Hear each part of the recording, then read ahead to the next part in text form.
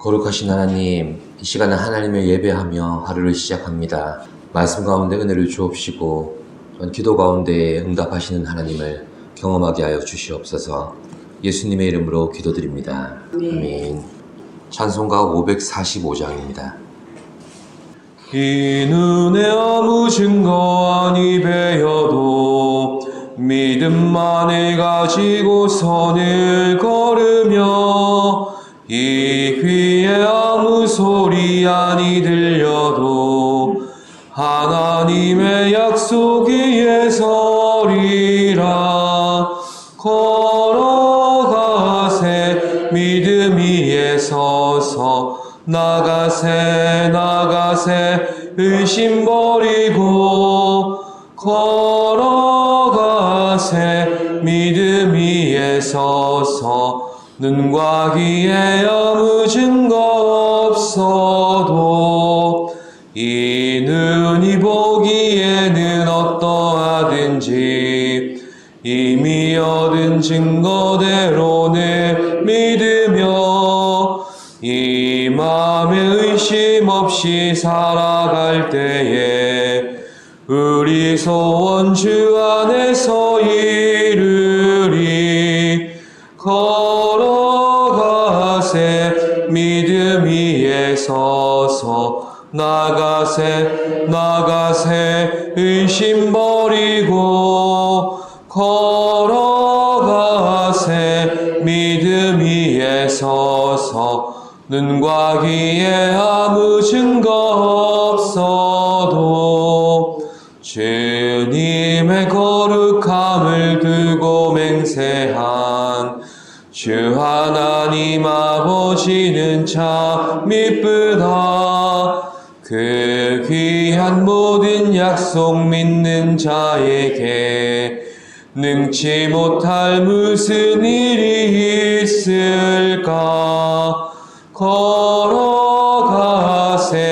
믿음 위에 서서 나가세 의심 버리고 걸어가세 믿음 위에 서서 눈과 귀에 아무 증거 없어도.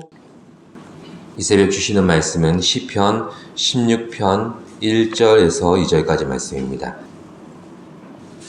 합독으로 봉독하시겠습니다. 하나님이여 나를 지켜주소서. 내가 주께 피하나이다. 내가 여호와께 아뢰되 주는 나의 주님이시오니 주 밖에는 나의 복이 없다 하였나이다. 아멘. 오늘 본문의 표제는 다윗의 믹담으로 시작합니다.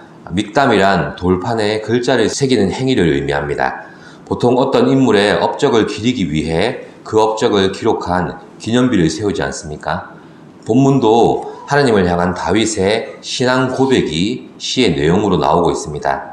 따라서 다윗이 본문을 통해서 자신의 신앙을 확신 있게 고백하고 있는 모습을 아마 돌판에 새긴 것 같다, 이런 의미로 다윗의 믹담이라 불려졌으리라 추측합니다.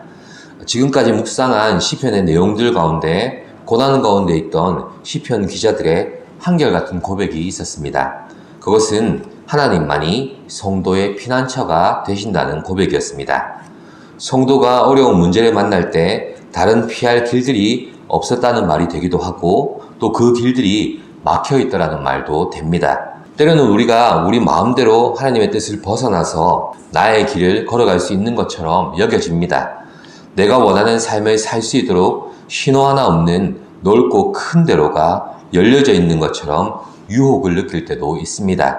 그런데 막상 그렇게 살아가다 보면 반드시 막다른 길에 멈춰 서게 됩니다. 우리 눈에는 탄탄대로처럼 보여도 그것이 하나님이 예비하신 길이 아니면 우리를 막으시는 것입니다.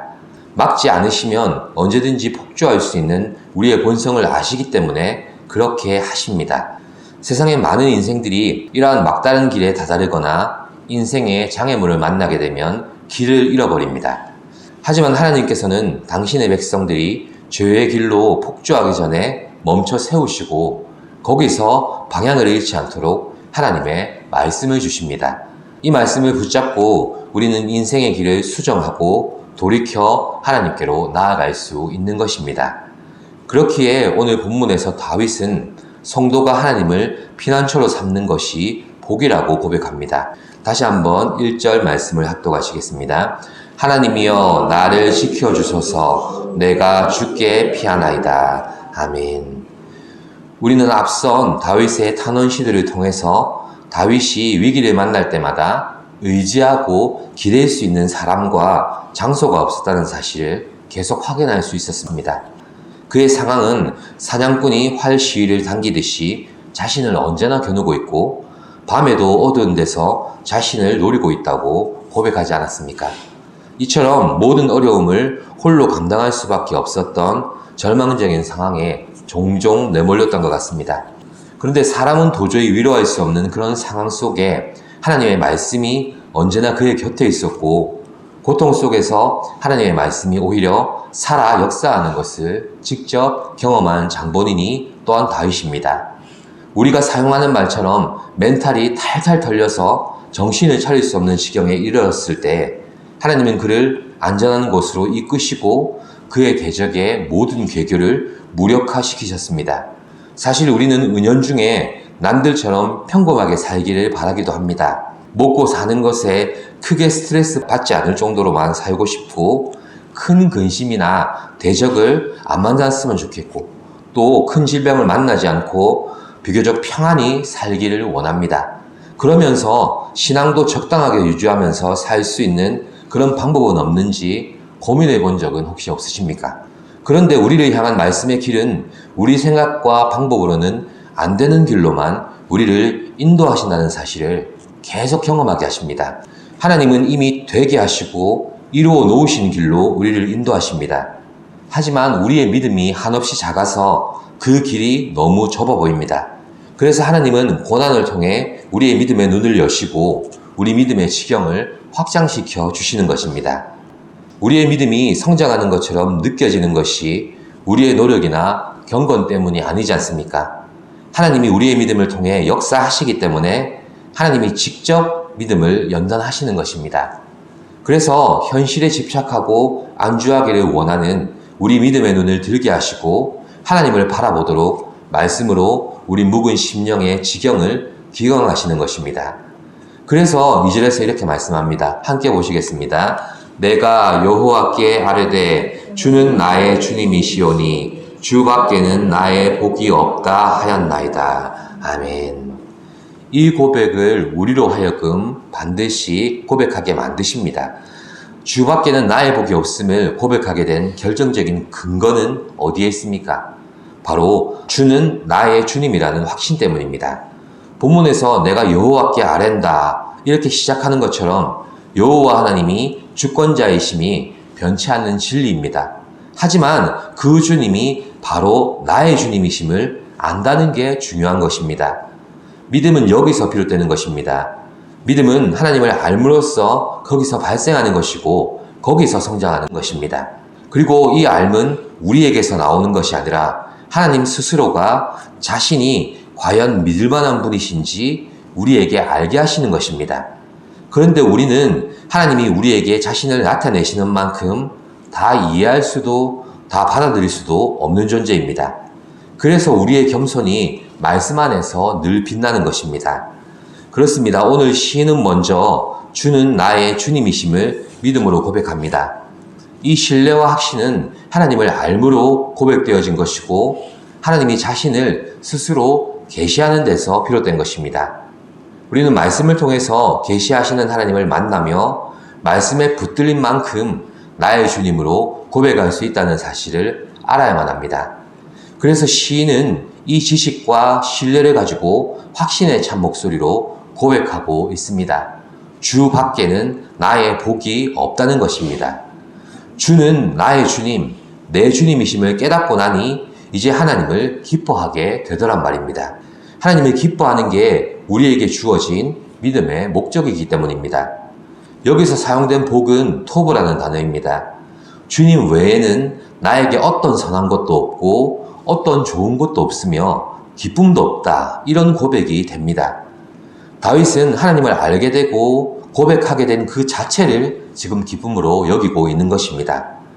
그에게는 점점 강성해져가는 왕국과 왕권이 있었습니다. 또한 그의 탁월한 문학적 재능과 영적인 감수성은 그의 인생에 늘 즐거움을 더하여 주었을 것입니다. 하지만 그것들은 환란의 때에 아무런 도움도 아무런 기쁨도 되어주지 못한 것들이었습니다.